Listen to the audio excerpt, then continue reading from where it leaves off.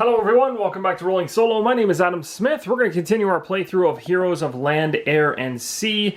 In this particular video, I'm going to go over two corrections that I want to make note of, one of which someone caught for me my last correction in the previous video, which is a great point.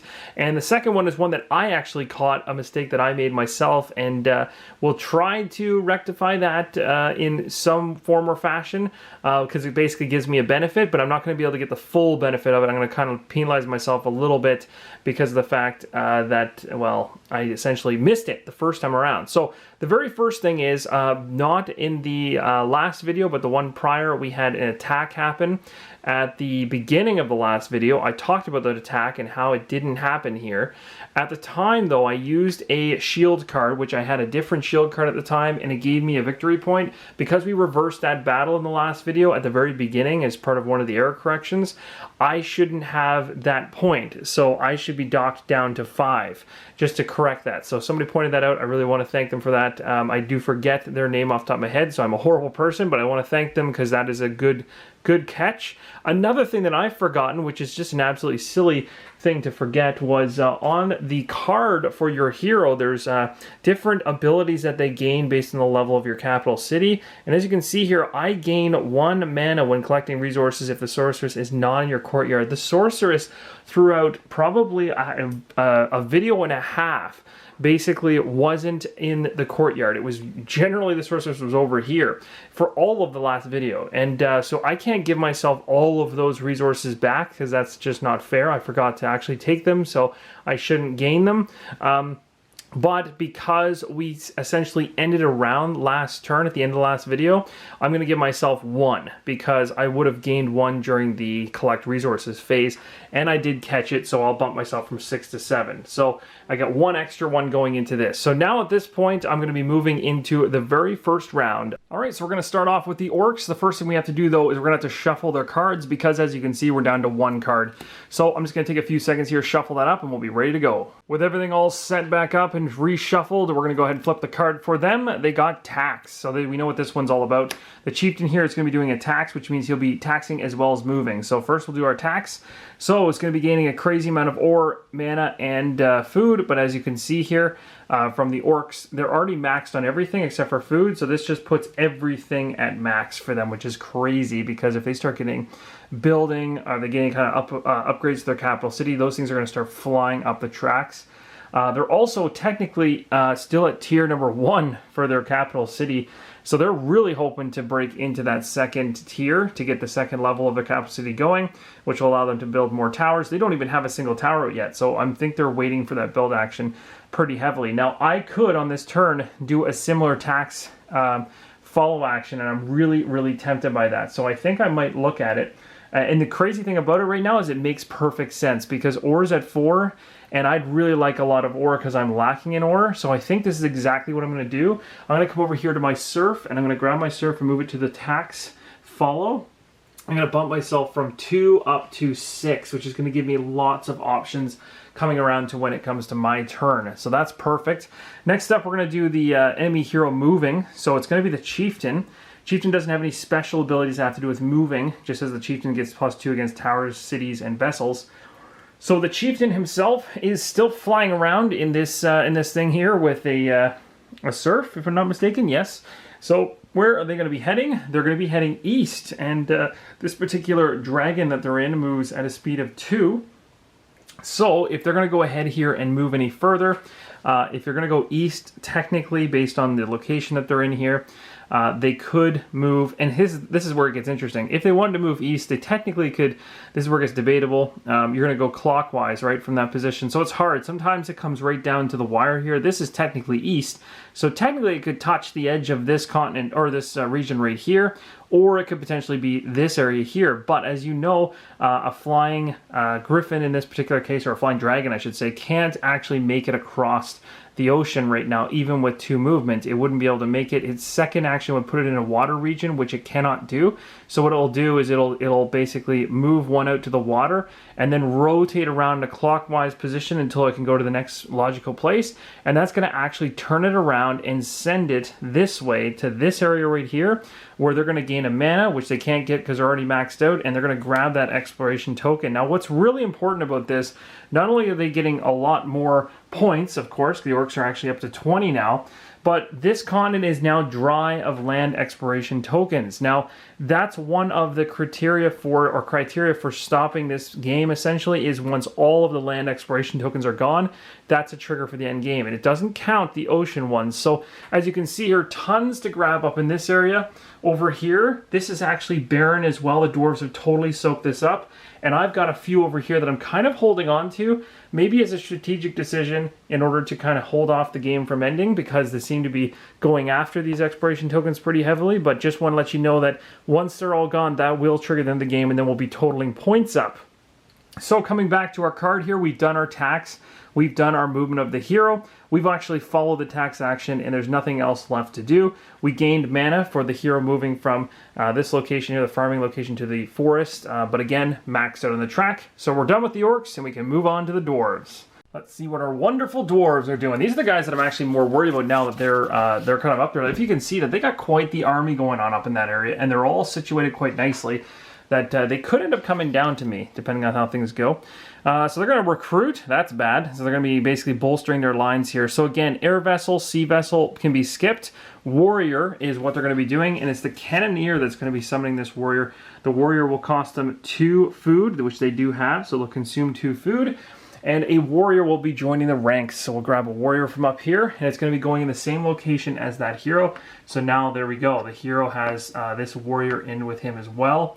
So again, now they're even bolstered even further in case they end up having some type of attack, or not attack, but if they try to come after somebody, I'm trying to think of the word here. I'm forgetting the word. Their army, that's what I'm looking for, is going to be at a higher strength level. So that's basically it for the recruit. And now we're going to come around to the first turn for me of the round.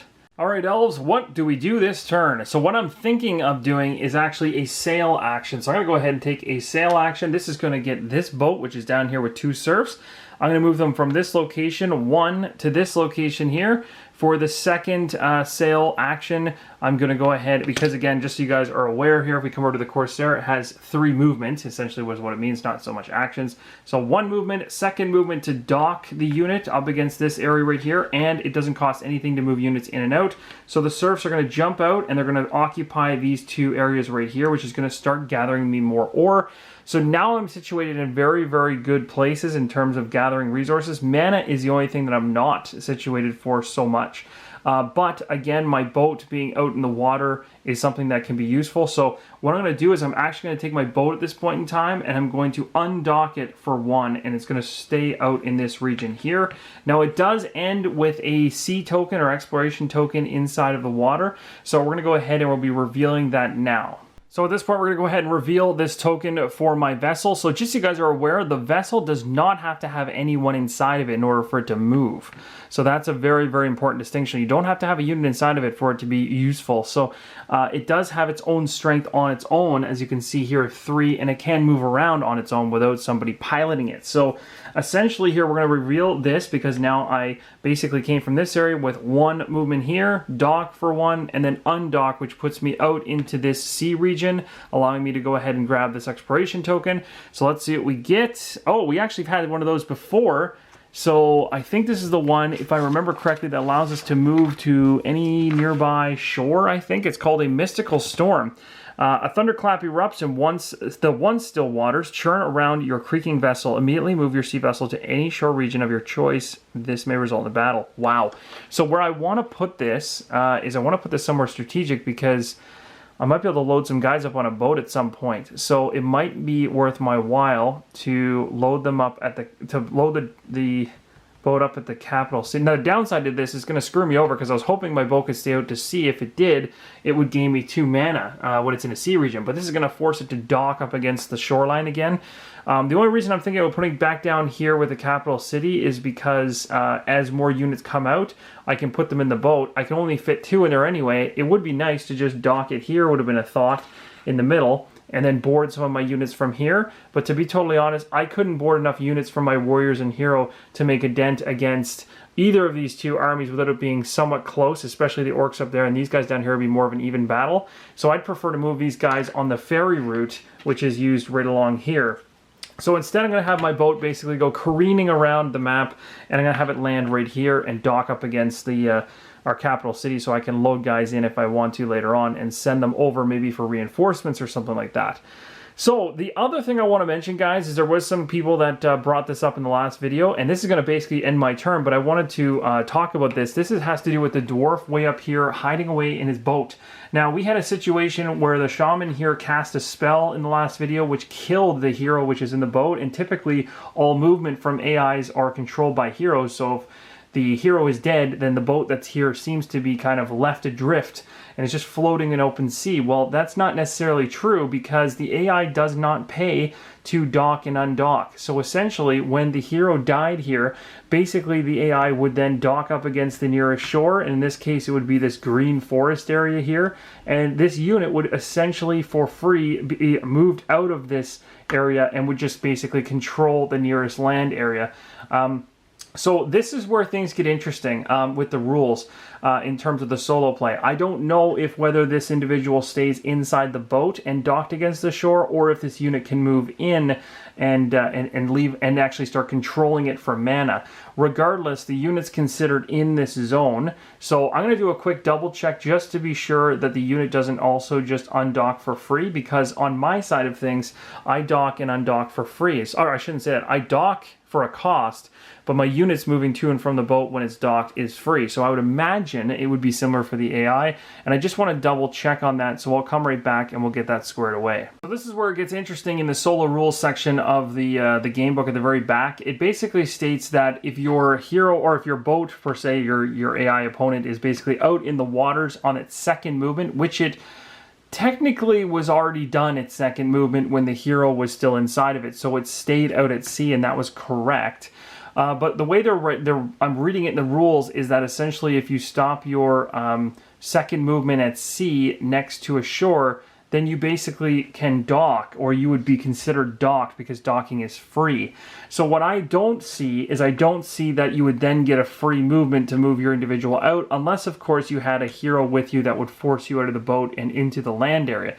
So my understanding is the boat is now docked up against the forest area here, and really at any point in time the orcs could come into this forest area and end up having a battle with the boat strength along with the surf strength, or I guess, yeah, the surf strength, and then see what ends up happening. That could actually end up resetting the boat. There were some questions about that. That's how I'm going to go forward with it based on my understanding of the rules. If there's anything there that you guys think might be even more correct, or you have a different interpretation, let me know in the comments below. I'd love to hear your thoughts.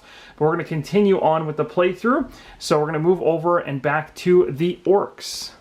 So the orcs are going to go with their second card here, and it's another recruit. I shouldn't say another, but I was used to the recruit from the dwarves. So it's a second recruit of the round, I guess is the best way to say it.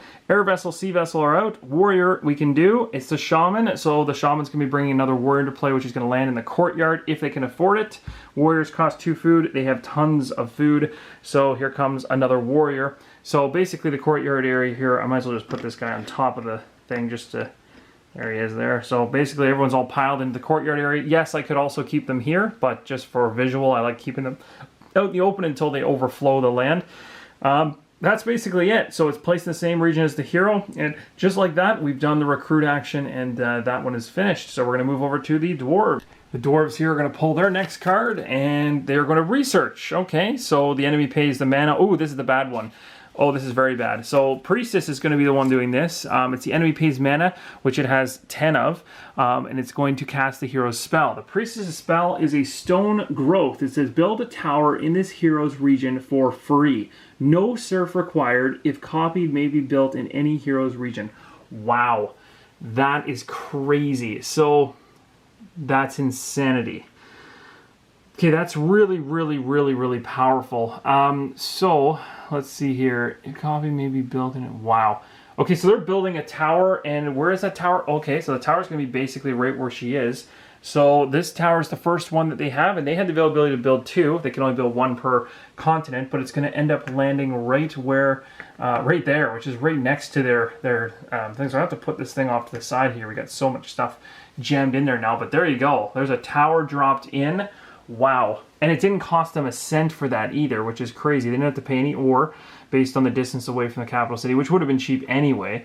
But that's basically it. They do get 3 points for that based on the spell. So it's going to go 1, 2, 3. And they have to pay their mana. So their mana is going to jump from 10, or should I drop from 10 to 6. And that's it. That is going to be, that's going to be the research action. So, with that said, I guess we're going to come around to my turn and see what we feel like doing next. Okay, so I think I know what I'm going to do here, and I was looking at my cards. Both of these are combat, just for your guys' reference. I do have the ability to scribe another card.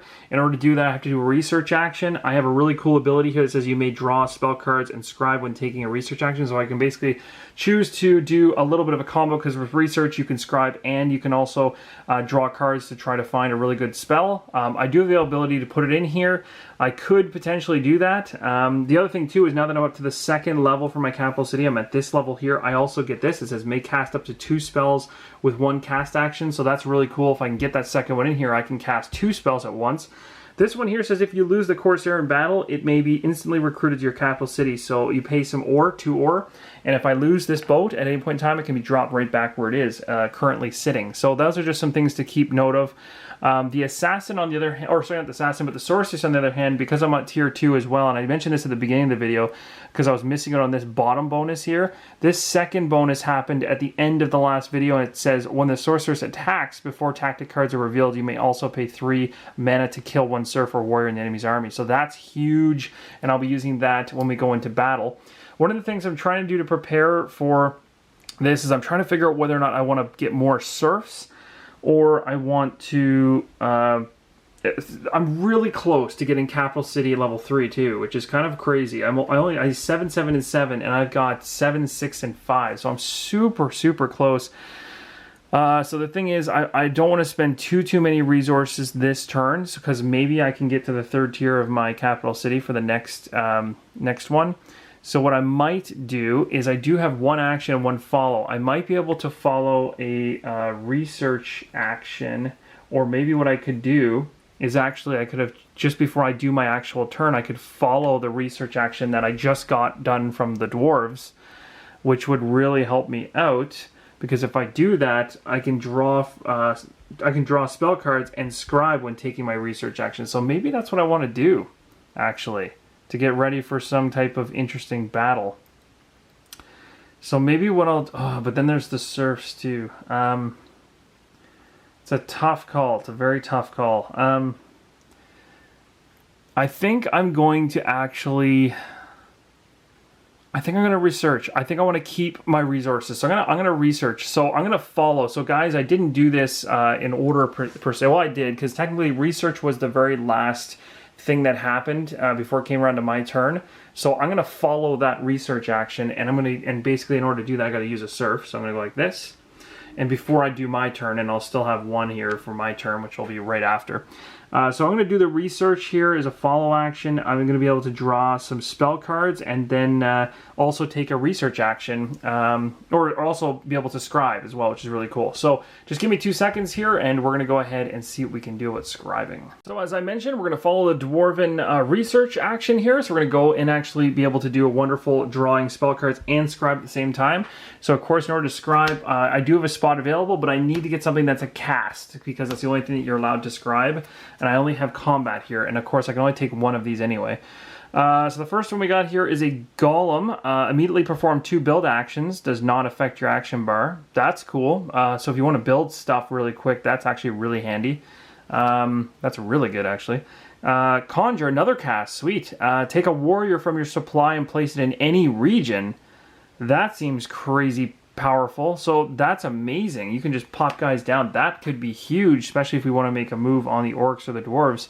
Rage, I already have Rage in combat, but again, I can't scribe this one. So really at the end of the day, I'm going to go ahead and I'm going to scribe the Conjure, because I think the Golem would have been cool, but the Conjure is just amazing. It just sounds so good. So being able to get all my warriors exactly where I want them. So it's a quick scribe like that, and bam. So that essentially was me following the Dwarven's second action and using a Serf to do so. So now technically it's my turn to do my second turn, and now I have to figure out what I want to do. At this point in time, I could even use my Conjure right now to pull another warrior into my area. I'm really tempted to do that because it doesn't cost them any resources, and it's actually cheaper. Well, I don't want to spend, I don't want to spend a lot of food because I really want to get up to capital level 3. So let's do it. Let's do a cast action. So we're going to do a cast, and I'm going to choose to cast Conjure. It's going to give me a point, so I get to go up a point on the track, which is awesome. Of course, I have to spend 3 mana to do this, so I drop myself down from 7 to 4. I get to gain, and let me just read the card to make sure the warrior's coming from, from my supply, and place it in any region I want. Guess where it's going? Right here, because now I have the biggest possible army in one region I'm allowed to have, which is 5 units large. And now I'm ready to make a move. I really want to go into the orcs territory and just bust them up. They are surprisingly tied with the dwarves right now up on the track there, because they're kind of also lurking up here. But I mean, if I went into the Dwarven area, I feel like I probably wouldn't come out alive. They're pretty scary, so I might do a little bit of picking on the guy that's the smallest right now and see what I can pull off. I don't know exactly how it's going to pan out, but I do have a number of cards. Like I also have a cast spell called Earthquake, where I can knock out guys. My sorcerers can knock out warriors in advance, so I may have a really easy time going after the capital right now, if that's my main goal, which might not be a bad one at this point. So that's going to do it. That's my final action for the round. So let's go over to the dwarves, over to the orcs and then the dwarves, and we'll finish off the round. Okay, orcs, let's see what you got. The orcs are attacking. All right, so what do they attack? It's going to be the Berserker. Oh, very interesting. So the Berserker says this enemy hero and its army move move up to 2 to attack the nearest player army that is less than or equal to its natural strength, gaining 1 for battle. This is it, guys. This is where I think they may go after the docked boat anyway. So at this particular point, 2 away. Actually, now that I think about it, we're going to have options because they could potentially go across that way as well. Ooh, I wonder where they'll go here in this particular case. I might have to take a look at a few different angles here and get right back to you guys. All right, so we got things sorted out, and guess where the orcs are heading? They're heading right for that barge where the Dwarven unit is. And you know why? Because this attack card says to go up to the you're trying to find, or they're trying to find, this Berserker army is trying to find the nearest player army that is less than or equal to its natural strength. And that is the nearest being only 1 region away. So this guy here, the barge, is 3. The serf is 1. That's 4 total. We've got a natural strength over here of 6, 2 for the Berserker and 2 for each warrior. So that is going to meet the criteria. They are going to come into this location, and by doing so, they're going to go up 1 point on the track to 21 from 20. And they're going to initiate a battle here. Now, as I already mentioned, 6 total natural strength for the orcs versus the 4 from the dwarves. Coming over the dwarves' capital track to see if they have any special abilities here that matter. This one's only when attacking the game +1, so that's not going to matter. And none of this actually gives them any bonuses. They don't have any heroes there either, so that doesn't help their cause. So they're going to stay at 4 before we draw cards. The orcs, on the other hand, actually do have 2 abilities here. One says warriors are 1 strength higher, and it says warriors. So each of the warriors there are going to get an extra +1, making that a total of 8. And then on top of it, it says orc armies that are attacking get an extra 1, so now it's 9. So yeah, that's crazy. 9 to 4 going into the battle. So let's go find out exactly what the dwarves will do on their card. So they started with a 4, and 8's going to bring them to 12. So now it's 9 to 12, and then we're going to go to the next one here for the orcs. And it's a 7, so that's a mass overkill. So that's going to end up being 16 to 12. So that's a fairly decent jump. So it's 16 to 12. Let me just think if I did the math on that. Yeah, I did. So 16 to 12, and then we also had to take a look at the attack and defense sides of the cards. So obviously the orcs are winning so far. The orcs were on the attack, so they're going to use conscripts. So we got to take a look at the conscripts card. And then over here for the defensive side, the dwarves use first strike. So I got the 2 cards here. So here's conscripts. The only thing it does is it's going to give you +2 against barricade and +1 against siege. This does not factor in at all. And the same thing with first strike. They don't get this benefit up here. It only talks about what's down below here. And you'll see here, first strike actually technically cancels out conscripts anyway, so it's really a moot point. So both those cards are out of play. So there you go. We already know our total now, and now with that information, we can go ahead with resolving the battle and likely getting rid of a large majority of the Dwarven forces here. So here's where things get nasty for the dwarves. So they're going to basically lose their natural strength divided in half, rounded up. So essentially their natural strength is 4.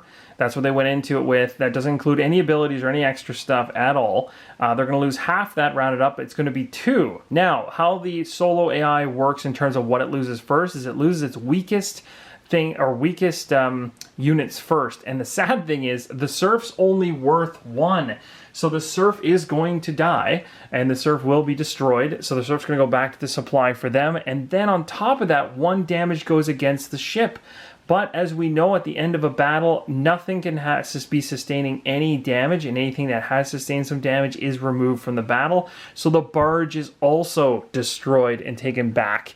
So at this particular point, the orcs completely own that top section of the board. They've already gained their victory point for it, and they've set the Dwarven faction back a bit, and now they're going to be able to start rampaging here and collecting exploration tokens, at least until potentially the Dwarven faction grabs another boat and heads over, or maybe my guys head over. I don't know how this is going to pan out, but they have spread themselves quite thin here across the continents, but that is one victory that they can at least celebrate for now. With that all said, let's do our Dwarven faction poll here, see what they're going to do next. So they're going to be doing, ooh, looks like a tax action. So, and actually I just realized, guys, I made a big mistake. The last time I did a tax action, which is way at the very beginning, I never rotated things. So let's rotate that. I'm sure there was somebody that commented and said, you forgot to rotate it. I caught myself. So here's what they should be for this particular tax action. So they're going to gain 4 food, 3 mana, and 2 ore. So 4 food's going to bring them to 6. Their mana is going to go up to 9, and their ore is going to max out. So they just gained a whole bunch of resources. They're also going to move, and it's going to be the Marauder that's moving. The Marauder currently is right here, and it does have the unit moving to the east, and he moves at a speed of 1. So not very fast. Again, he won't move. He can't move currently east at all because there's nothing over here. So you keep moving clockwise, and essentially it's going to drop him here, which is bad because, as you can see, he's now in a ferry route location. On the next turn, if he happens to get one that directionally forces him down this way, like a southern kind of move or a southeast type move, he's going to be shuffling his way down into my area, and that could be interesting. So that's going to end it, actually. That's going to be the full round all the way through. Everyone's done all their actions. At this point, we'll start doing collection of resources and end of round. So we'll start off with the orcs and see exactly what they're up to now. Of course, they're already maxed on most of their resources anyway, but it looks like they're going to be controlling and gaining mana, but they can't take any more, so that's no problem there. Everybody's in the capital region here, so nothing there. They do get the ability to grab an aura here. They control this one, but they're already maxed out, and they're sitting on more mana spaces. So really, they're fine. They actually don't get a single thing, which is probably not a bad thing for us, so their phase is over. Now moving over to the dwarves have a little less on resources, so they'll probably max themselves out. You got 2 individuals here, so they only control this because there's no serf, so it's just 1, which will put the mana right to the top. Over here they're in a swamp location, so nothing for them. They've got a serf here sitting inside of an ore location, so that's 2 ore, but they're maxed out on ore, so they won't be getting any ore. They got a whole bunch of people over here in the mana location in the back in the forest. Doesn't matter because mana's already jacked to the top. That's pretty much it for them, so now we'll move over to my collection of resources. So I really don't want to forget the fact that my wonderful sorceress gives me a mana, and it also says here, if I'm looking at this, so gain 1 mana when collecting resources. So I'm just going to do that right off the bat so I don't forget. So it's going to go right up to 5 like that. Okay, we also have a boat which is currently docked, so I don't get the 2 mana from that, sadly. Moving over here to the tower collects 2 resources, plus I control the region, plus I have a serf there, so that's going to give me 4, so I'm jumping up to 9 for food. Right here I've got 2 serfs, and I control this ore location. Just so you guys know, we didn't talk about this too much when I walked into it. All this really does is tangles up the guys I move in here, and if I want to move them out, it's going to cost me 1 food for each guy, but I'm okay with the serfs being in here. It didn't cost me anything to move in. I didn't get any kind of negative effects, so if you're wondering what that, hopefully that clears it up. But this is going to give me a total of 3 ore because I have 2 serfs and I control it. So that's going to bring me from 6 to 9, which is quite high. And then over here, I've got another Serf on ore, so that's going to bring my ore all the way to the top for the first time ever, I think. And then I'm on top of the food, and I control it easily, which is going to bump my food to the top level. So I've actually maxed out my ore and food, I think, for the first time in the game, and mana is slowly creeping up, but I'm just a little shy of getting my capital city up. So I might have to do a tax or follow a tax in order to get my mana up, which currently is at 3 on the tax chart, so that might be something I want to look forward to doing the next one. I also now get to pull a card for the end of round. What do I get? I get Sleep. Now this card here says, select a group of 3 adjacent regions on the same continent and all enemy units in those regions are laid on their sides. A march action must be performed to stand up the units in the single region. Now this card's weird. I had this card when I was playing the solo one before. I do not think this is a card that can be played in the solo game because of the fact you need to do a march action. So if I put the enemy to sleep, they would never technically wake up because they don't take a march action. They do a move action. And it would be kind of pointless. Oh, I guess maybe it wouldn't be. I guess a move action would be their march action. I guess. So, but at the end of the day, it's a cast spell. And I already have 2 combats. I'm already maxed out on what I'm scribed. And I really don't think this... I mean, this is a really powerful spell. Super... I could see how this would be really, really useful in multiplayer. And I could also see how it could be useful in solo as well. If they're talking... move instead of march, then I could see how this card would make sense. That's probably what they were going for, but it also would be almost the second I use it, they'd probably be moving and just standing back up. So I just don't know if I'm going to use that one. So I'll probably throw that one away. And I think that's going to be it. So we'll reset everything. I got all my actions back. My serfs are back here, and we're ready to go for the next round. Okay, coming into the orcs' turn, we'll see what they do first for the start of the round. They're going to research. So they're going to pay some mana here to do the spell for the chieftain. The chieftain spells the farmer's plague. An opposing serf within 2 regions of this hero is killed. Okay. So within 2 regions of where this serf currently sits, or where this individual currently sits, does not affect anybody. So that's not going to happen. So this effect ends up not happening, but they still have to spend the 2 mana and they still get the victory point. That's kind of how it works in solo. So they still cast the spell regardless. So they're going to go up to 22. And that's basically it. That's all there is to the research action. Pretty straightforward. So we'll move over here to the dwarves who are down to their last card. So we're going to have to reshuffle this deck and then we'll come right back and we'll draw another card. All right, here we go. See what happens. Oh my goodness, I'm chucking cards everywhere. Attack. Okay, so they're going to be doing an attack, and it's going to be the cannoneer. Where is the cannoneer now anyway? He is right in the middle of their territory. It says he's going to move up to 2 to attack.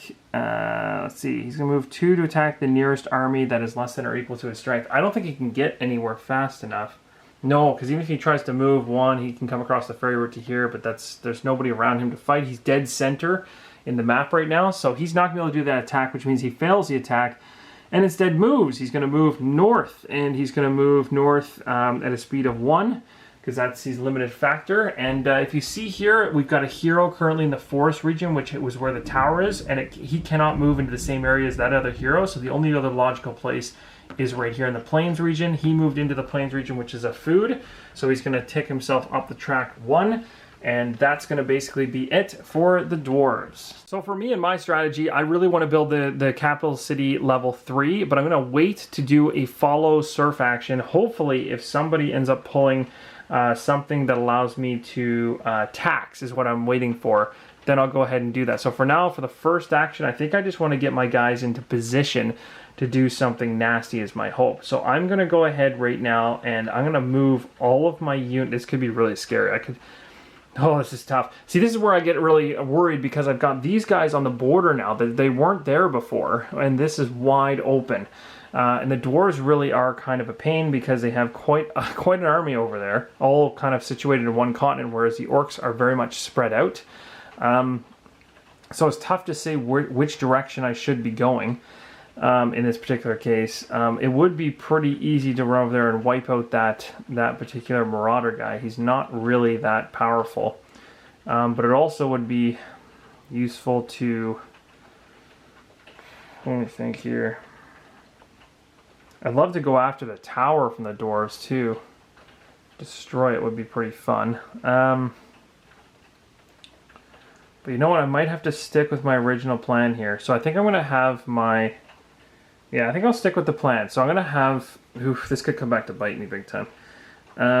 Maybe I shouldn't move them yet. Maybe I should wait to see what they do this round. Because what if they move down here? And then I can move in and engage them before I leave.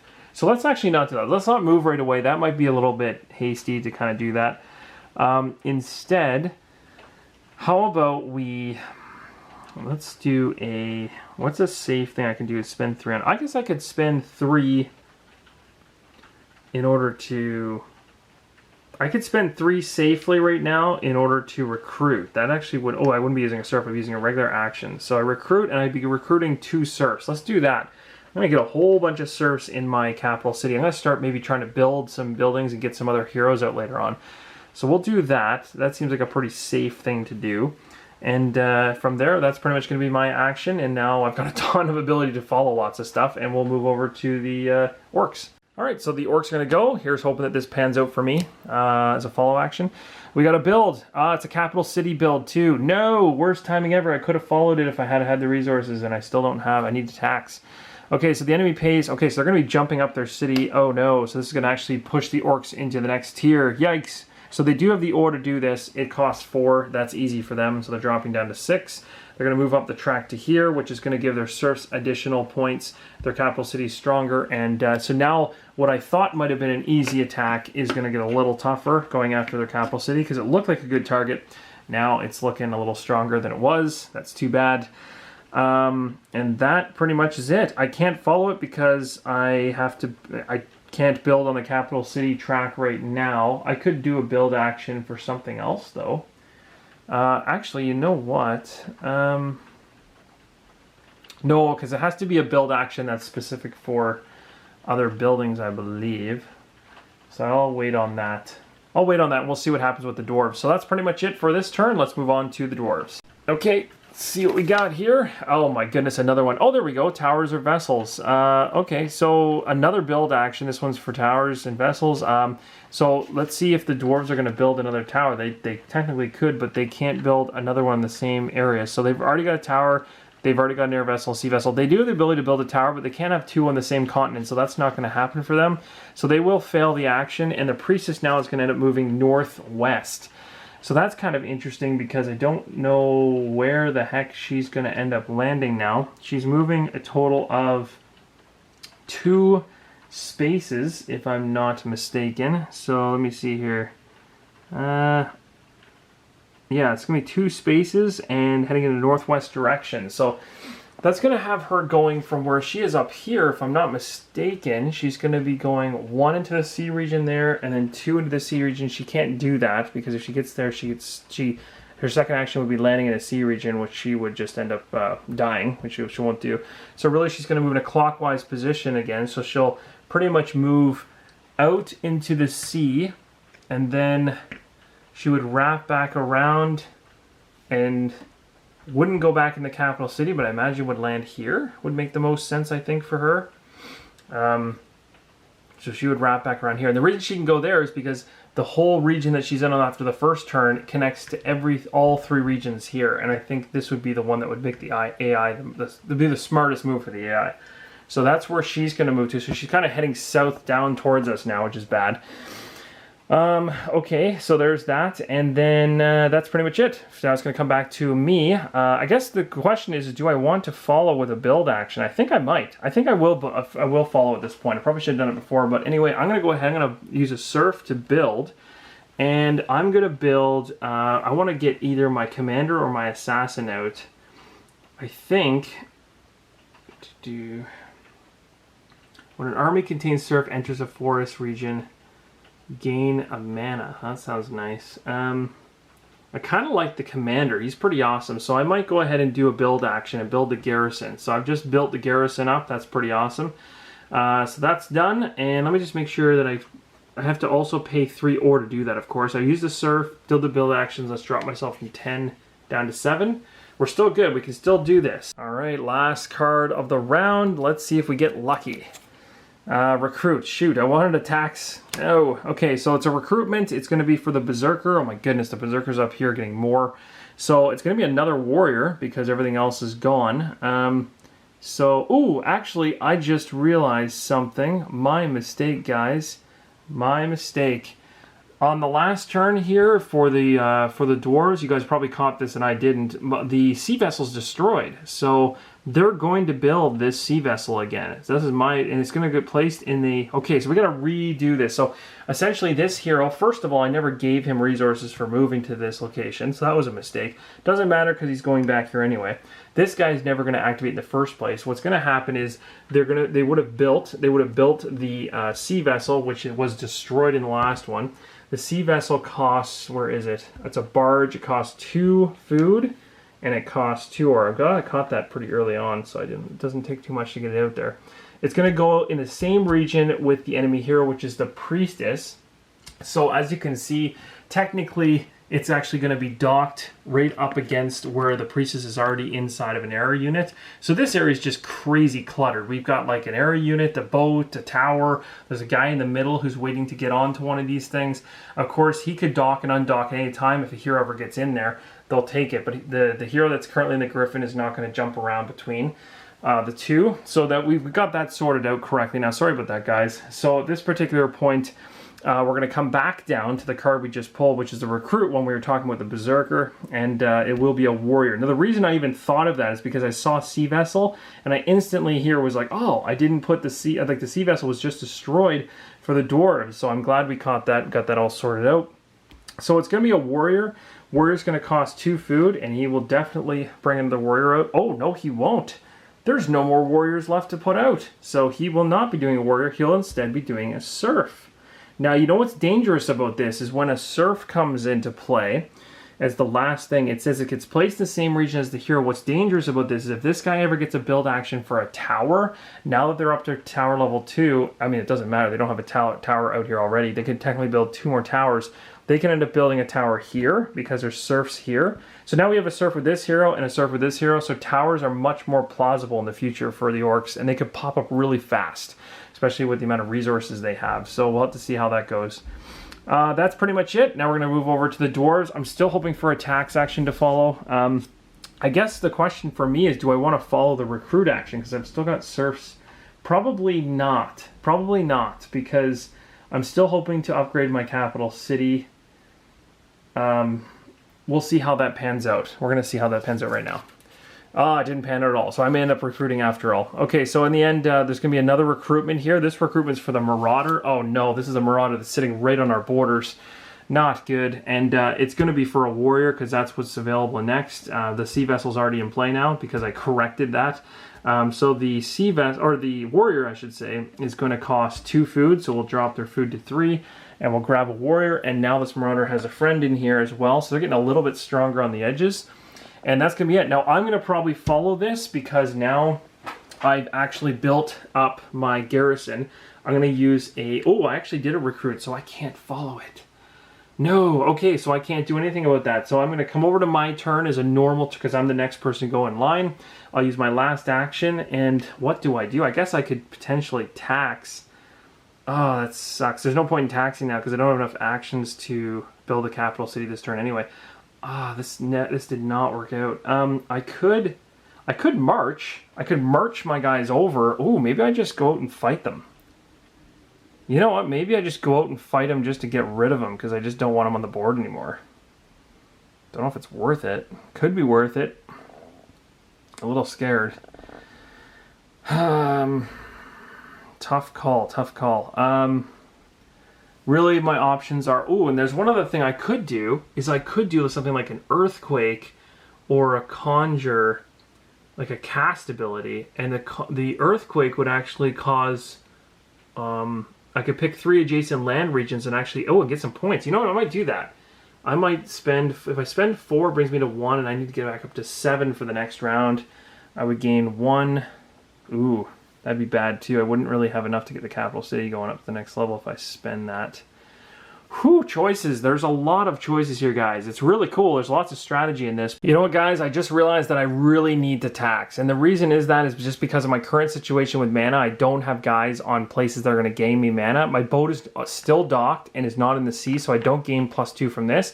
The only mana I'll gain is from my sorceress that gives me a mana from the level 1 of my capital city. But 1 is not enough to get me to 7 for the next round to hope to go to capital city level number 3, which gives me 10 endgame points. So I really need to tax, and so this is a good time to do it. So I'm going to actually go ahead, my last action, I'm going to tax, and I'm going to actually go ahead and choose to do mana for 3. Of course, all this stuff is going to rotate around like so, and I'm going to go ahead and bump up my mana here to 8, which is going to probably have me maxed it across the track when we go to gain resources, which we're going to do right now because this is the end of the round. All right, so the orcs here, we got to figure out what their resources to collect are going to be. I'll take away all their cards here. The first thing we're going to do is we're going to figure out where they're sitting. So nothing here. They're sitting currently with a serf on the on a forest region down here. So they have control of it, plus the serf is 2, so that'll bring them to 10.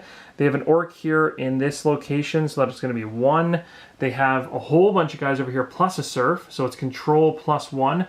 So that's going to be 2 mana, but they're already maxed, so nothing else there. And that's going to do it for the orcs. Now we'll move over to the dwarves. They automatically get 1 ore for being the dwarves. Next up, they're going to get, looks like 1 for controlling. Well, they're already maxed on mana, so we can ignore mana, which basically ignores all of this craziness in the back, as well as this spot. They get 1 ore and an extra serf there, so that's going to be 2, but they can only go to 10 at max. And then right here, we've got the plains, and the plains currently have food with a warrior, so it's just 1. So they're actually kind of hurting with the food situation, which is good. Their cards are going to go back. And now we're going to come over to my side of things. I want to see exactly what I'll be getting on my turn. So for me, of course, we already know I get a mana because of my sorceress not being at the capital city, which is good, or in the courtyard. Next up, we get 4 for this area down here with the tower, the serf, and control. So that bumps me from 7 to 10 on the food. So that's really good. I get 3 for here for controlling and 2 serfs, so that's going to put me to 10. So I'm maxed out.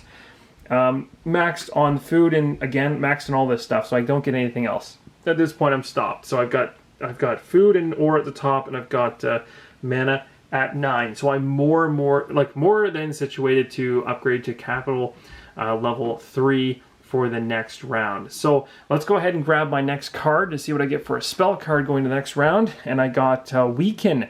This is a combat one. It says all enemy serfs and warriors are -1. So that's pretty good. However, I still like my earthquake spell better because I can just flat out wipe somebody out, which is basically just as good for the most part. Unless we're talking about a really, really big army, and the biggest army on the board right now is likely, but that's not mine, is here and here. And they're fairly far away from me except for this guy. And I think I could just send an earthquake their way and knock out one of their warriors pretty easily. So I think I'll skip on this one. I really like the shield and the rage. It gives me nice, kind of a little bit of both there. So that's going to be it for me, and that's going to be actually it for this video. So at this point in time, we've gotten even further in the playthrough now. The towers are going up. We've got, towers over here going up. The Dwarven boat got destroyed. The tier 2 of the capital city went up. We've got Dwarven guys, which are looking like they're about to head south any moment. My warriors are literally on the brink of wanting to jump across the lake at any point in time, but I've held off on pushing myself over there, which is what my plan was, because of these guys sitting right here. I don't want to leave and then have them come in and just start wreaking havoc on everybody. So I'm waiting to see what they do, and if they take too long into the next video, I'm just going to force my way up there and blow them away. At least that's the thought. For now, this area is pretty good because this griffin, or not the griffin, but the dragon has stayed away from me. These guys have relatively stayed in the same spot every single round, and this berserker continues to do loops in here, hoping to grab all the exploration tokens. Currently, the orcs are running away with the game, but we also don't know how many points I have, which is part of the fun. We don't get to total those up to the end, and you guys can see whether or not I actually end up coming out on top or losing miserably. Either way, hope you guys are enjoying the playthrough. I'm having a blast with it. Let me know in the comments below if I missed anything at all. I'll see you guys in the next episode. As always, keep on rolling solo.